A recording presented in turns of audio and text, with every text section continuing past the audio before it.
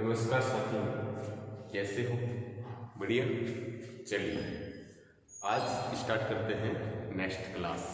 Last class के अंदर आवेशन की विधियां आपने पढ़ी थी।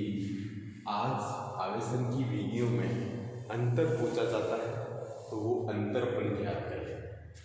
ठीक है, अंतर क्या है?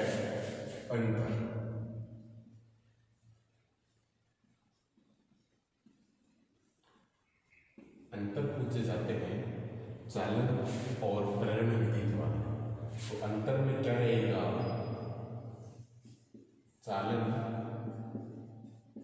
विधि में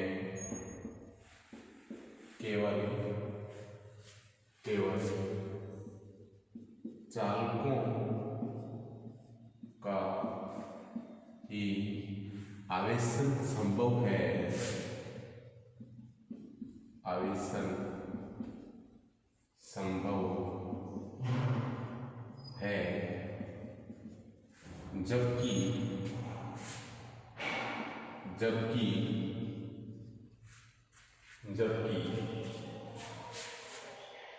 प्रेरण विधि में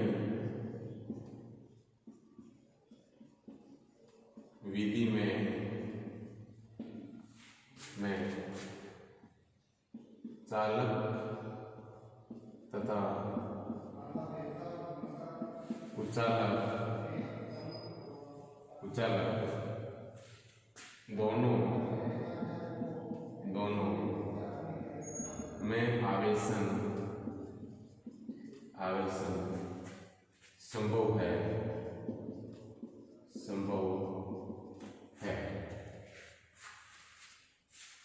चालन विधि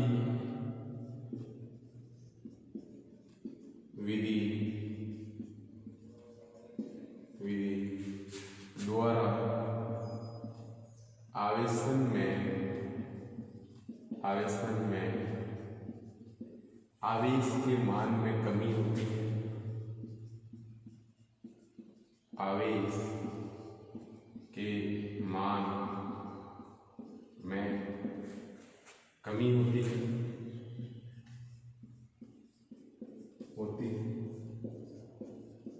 जबकि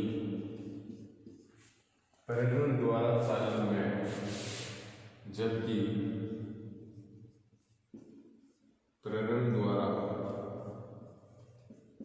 चालन में आवेश के मान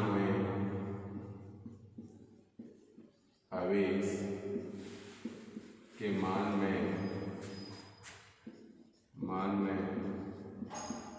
कोई कमी नहीं होती है।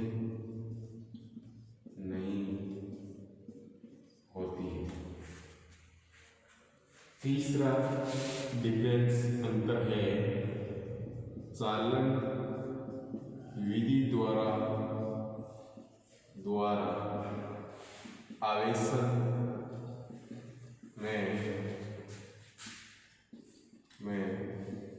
अनावेशित वस्तु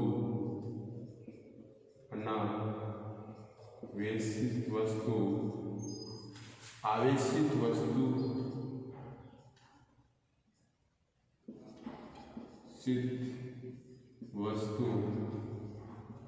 पर उपस्थित आवेश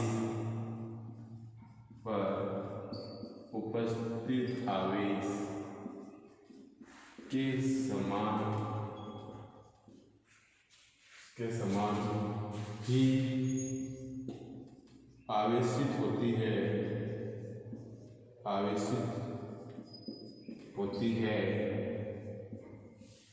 जबकि प्रेरण विधि में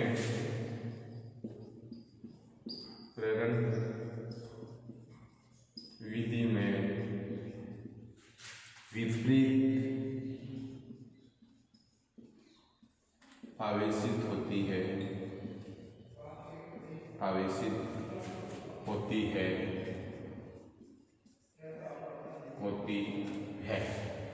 ठीक है, ये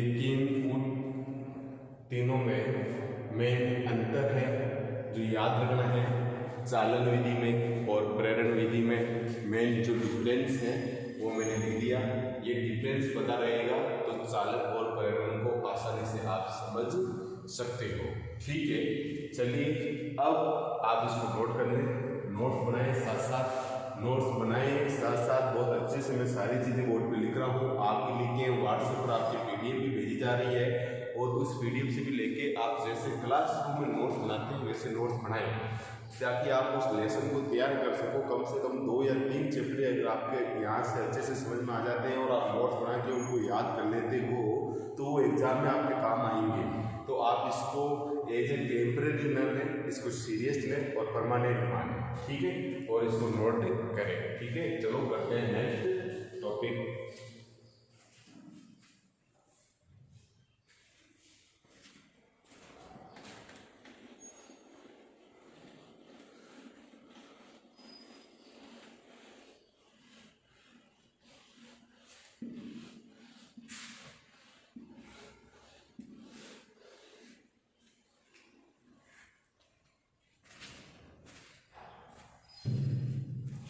विद्युतदर्शी, अगला जो आपके पास टॉपिक रहेगा विद्युतदर्शी।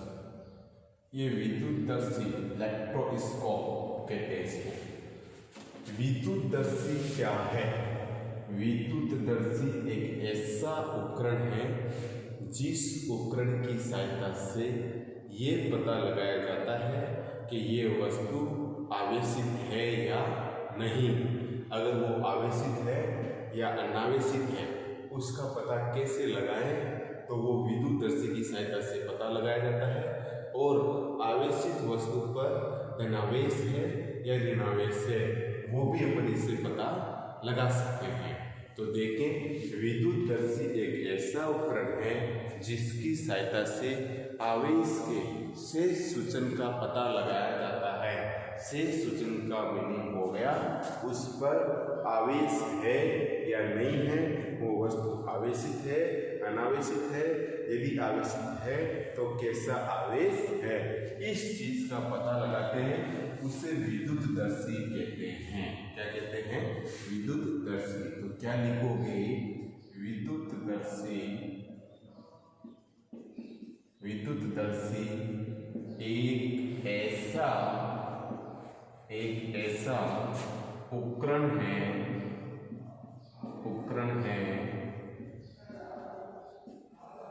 जिसकी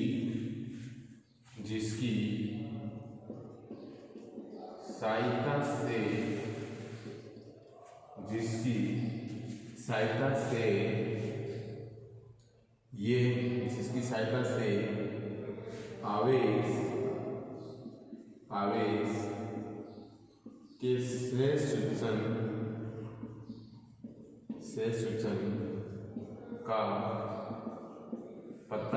शेष सूचन का पता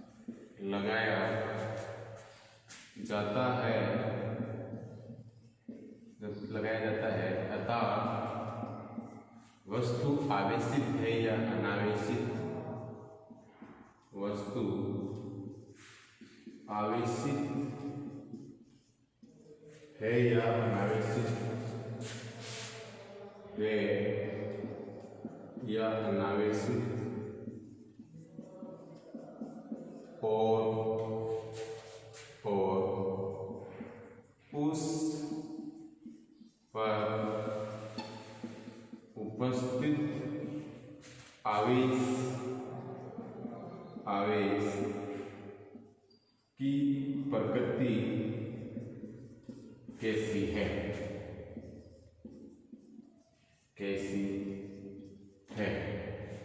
ठीक है, उसे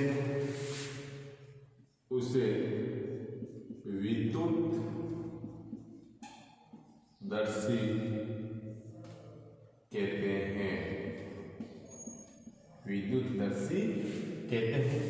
विद्युतदर्शी एक ऐसा उपकरण है जिसकी सहायता से आवेश के शेष सूचन का पता लगाया जाता है, अर्थात वस्तु आवेशित है या अनावेशित और उस पर आवेश की प्रकृति कैसी है, इसका पता लगाने वाले उपकरण को विद्युतदर्शी विद्युतदर्शी कैसे काम करता है और कैसा होता है उसकी संरचना में बनाता हूं, आप इसको नोट कर लें।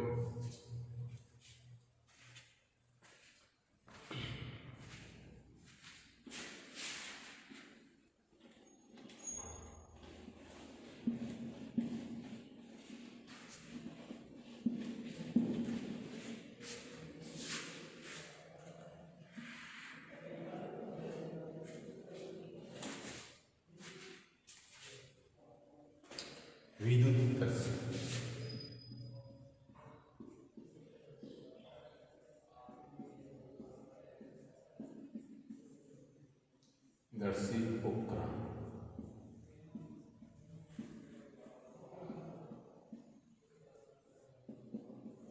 विद्युतदर्शी जो उपकरण है ये आपके पास एक कांच का जाल होता है।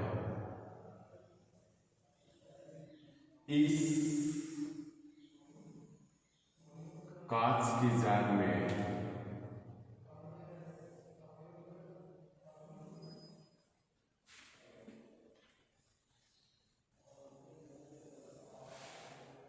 ये कांच का जाल है, ठीक है। इस कांच के जाल में एक धात्विक छड़ को लटकाया जाता है। एक धात्विक छड़ है, इसको लटकाया जाता है और इसके साथ में एक प्लास्टिक की गुंडी लगी होती है जिसकी सहायता से इसको यहाँ पर स्थिर किया जाता है, ठीक है। इस धात्विक छड़ पर यहाँ पर दो सोने की ब्लेड, स्वर्ण ब्लेड लगाई हुई होती है, ठीक है। सोने की पतली पन्नियां इसलिए लगाई गई कि वे अधिकतम सुचालक होती है, न्यूनतम आवेश का निश्चय सूचन अर्थात उपस्थिति को दर्ज करवा के ये बता सकती है। इस धात्विक गुंडी पर यहाँ एक गुंडी लगी हुई होती है ऐसे वापस ऊपर, और धात्विक छड़ का आपको पता है कि धातु के ऊपर चालक पर लास्ट वीडियो में बताया था, यदि आवेश दिया जाता है तो वो धातु पर पूरा एक समान फैल जाता है। क्या हो जाता है? एक समान फैल जाता है। आपके पास अगर आपने इसके ऊपर आवेश दिया, जैसे ये कोई छड़ है, ये छड़ आवेशित है या अनावेशित है, इसका पता लगाना है। ये छड़ आवेशित है या अनावेशित है, इसका पता लगाना है। सपोज दैट मान लिया मैंने इस पर धनावेश, अभी मुझे पता नहीं, मैं बता रहा हूं ऐसा। आपने मान लिया इस पर धनावेश है। जैसे ही आपने इस छड़ को इसके टच करवाया, टच करवाने पर ये आवेश, ये भी धात्विक छड़ है, ये भी धात्विक छड़ है, ये आवेश इस धात्विक छड़ पर आएगा तो पूरा फैल जाएगा। जैसे टच करवाया तो ये आवेश धात्विक छड़ पर भी फैल जाएगा। चालन विधि में आपने पढ़ा था। और यहाँ कॉपर इसकी गोल्ड की प्लेट लगी हुई है, स्वर्ण पन्नियां, तो इस पर भी जाएगा। तो जैसे आप इसको टच करवाते हो और टच करवाने पर अगर आपके इनके अंदर आप देखो कि ये जो दो ब्लेडें हैं, ये अगर ऐसे फैल जाती है, फैलेगी। अगर यहाँ पर भी धनावेश गया और यहाँ पर भी धनावेश गया तो इनके बीच में प्रतिकर्षण होगा।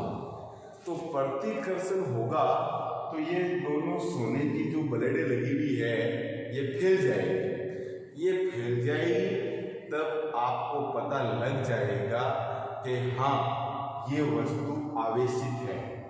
यदि ये अनावेशित होती तो इसको आप इस धात्विक कुंडी से अगर टच करवाते तो इस पर कोई आवेश है ही नहीं, तो इस पर कोई धात्विक छड़ पर आवेश आएगा ही नहीं। तो इन दोनों सोने की जो ब्लेडें हैं इनके ऊपर किसी भी प्रकार का कोई फर्क नहीं पड़ेगा, जैसे है वैसे है। तो ये आपके पास में होती है धात्विक गुंडी, इसको कहते हैं धात्विक गुंडी। ये हो गया कांच का बीकर,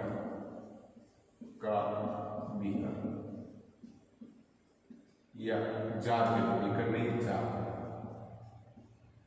ये आपके पास में हो गई धात्विक छड़, धात्विक छड़।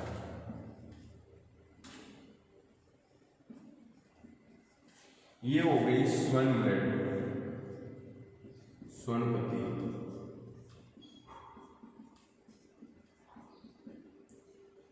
ये आपके पास में इसको बांध के रखे के लिए हो गई, ठीक है।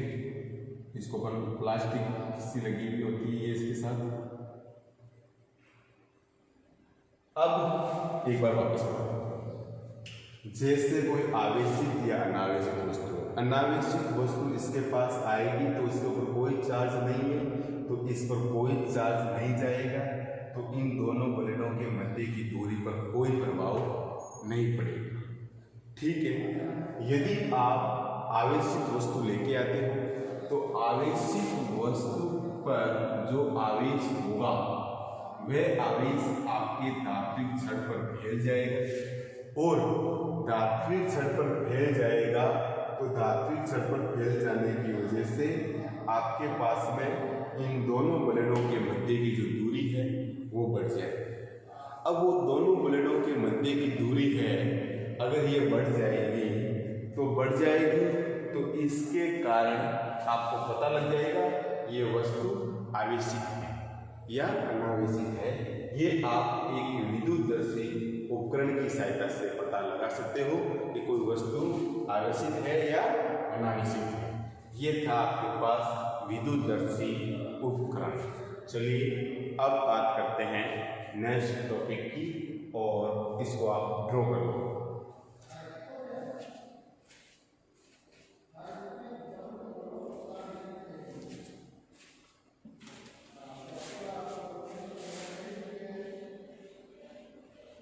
अगला अपन पढ़ रहे हैं पेरावैद्युत पदार्थ।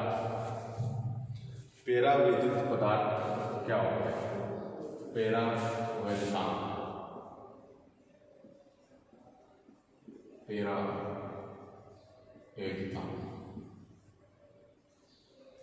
ठीक है। पेरावैद्युतांक आपके पास में क्या होता है? निर्वात की विद्युतशीलता तथा वायु आपके पास में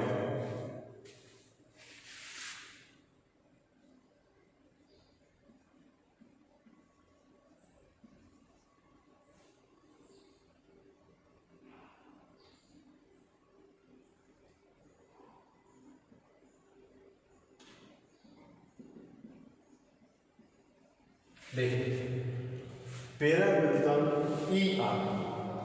ई आर से पेरावैद्युतांक को हम शो करते हैं। ये एक पदार्थ होता है, ये पदार्थ ई आर, ई क्या है? ये आपके पास माध्यम की विद्युतशीलता है, ये निर्वात की विद्युतशीलता है। तो पेरावैद्युत पदार्थ क्या कहलाता है? माध्यम की विद्युतशीलता, माध्यम की विद्युतशीलता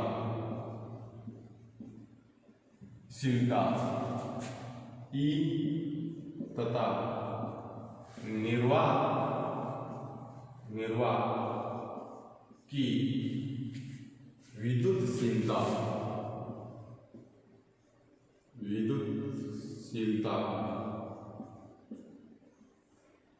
के अनुपात को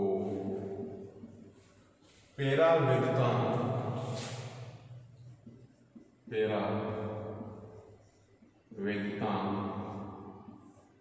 कहते हैं, ई आर कहते हैं। ये रिलेशंस आप यहाँ लिख सकते हैं, E equals to E R E naught. तो आपके पास ई आर इक्वल्स टू हो गया E अपॉन ई नॉट। जहां E इक्वल्स टू माध्यम की विद्युतशीलता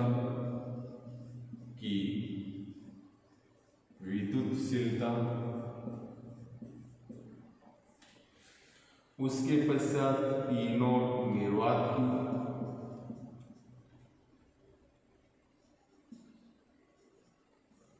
की विद्युतशीलता, उसके पश्चात आपके पास ER, इसको कहते हैं आपेक्षिक विद्युतशीलता। आपेक्षिक कहते हैं जिसको अपने पास पैरामीटर हो गया, आपेक्षिक विद्युतशीलता, इसको आपेक्षिक विद्युतशीलता भी कहते हैं और पैराविद्युतांक तो है ही। ठीक है, ये एक छोटी सी डेफिनेशन भी आपको याद रखनी चाहिए। आपकी उच्चालक पदार्थ पैराविद्युत पदार्थ हो सकते हैं, पैराविद्युत पदार्थ कुचालक हो सकते हैं, लेकिन सभी कुचालक पैराविद्युत पदार्थ नहीं हो सकते हैं। इसका आगे भी और डिस्कस चलेगा, आगे बहुत अच्छा आएगा। पैराविद्युत पदार्थ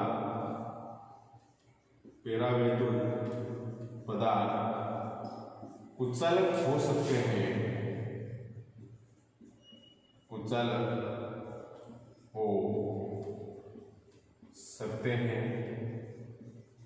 लेकिन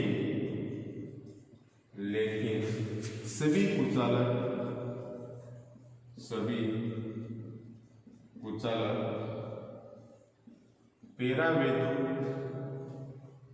पैराविद्युत पदार्थ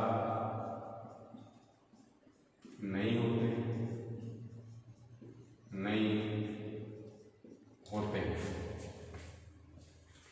आपके पास ये जो लाइन है, ये 4th चैप्टर में आपको पता लगेगी, संधारित्र पढ़ेंगे, वहाँ पर पैराविद्युत पदार्थ की आवश्यकता पड़ती है।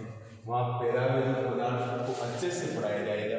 2 प्रकार के होते हैं, ध्रुवीय, अध्रुवीय, ठीक है। फिर आपके पास में वहाँ पर अच्छे से और पढ़ाया जाएगा, लेकिन अभी अपने इसका जितना यूज है वो मैंने यहाँ बता दिया। अब पैराविद्युत पदार्थ है वो जैसे अम्बरक है, ग्लास है, वायु है, तो इनका वैल्यू क्या होता है, इनका कितना पैराविद्युतांक होता है, तो आप वो भी नोट करें। जैसे आपके पास सभी जो धातुएं होती हैं, सभी धातुओं का पैराविद्युतांक अनंत होता है, अनंत, इसका मान अनंत होता है। पानी का पैराविद्युतांक आपने जैसे वायु है, वायु का आपके पास पैराविद्युतांक 1 होता है, वायु का पैराविद्युतांक 1 होता है। और आपके अम्बरक है, इसका 3 से, जैसे पानी का हो गया 3 से 5, अम्बरक का हो गया 5 से 10। तो ये वैल्यू है जो किताब में एक टेबल बनी हुई है पैराविद्युत पदार्थ की, जिसमें ग्लास का, पानी का, अम्बरक का और धातुओं का, इन 4-5 के पैराविद्युत पदार्थ लिखे हुए हैं। वो भी आपको वहाँ से याद करना है, ठीक है। वो आपके कहाँ यूज होते हैं, न्यूमेरिकल में।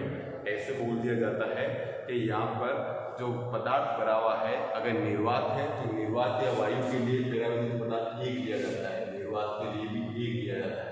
अगर पानी मीडियम ले लिया जाता है, माध्यम, तो वहाँ पर उसकी वैल्यू क्या ली जाएगी। अगर वहाँ पैराविद्युत पदार्थ अम्बरक भरा हुआ है तो वहाँ पर उसका पैराविद्युतांक का मान क्या ले, तो ये वहाँ से अपने न्यूमेरिकल में अपने यूज होती है।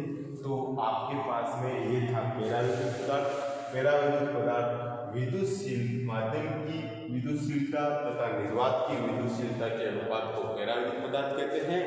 सभी आपका जो पैराविद्युत पदार्थ है ये कुचालक हो सकता है, लेकिन सभी कुचालक पैराविद्युत पदार्थ नहीं होते हैं। कुछ ही कुचालक होते हैं जो पैरावैद्युत पदार्थ जैसा व्यवहार प्रदर्शित करते हैं। इसलिए अपन कहते हैं कि पैरावैद्युत पदार्थ कुचालक तो होता है और कुछ कुचालक पैरावैद्युत होते हैं, लेकिन सभी नहीं होते हैं, सभी उसका जैसा व्यवहार नहीं रखते तो कुछ ही रखते हैं। तो ऐसे कह सकते हैं कि पैरावैद्युत पदार्थ कुचालक हो सकता है, सभी कुचालक पैरावैद्युत पदार्थ नहीं हो सकते हैं।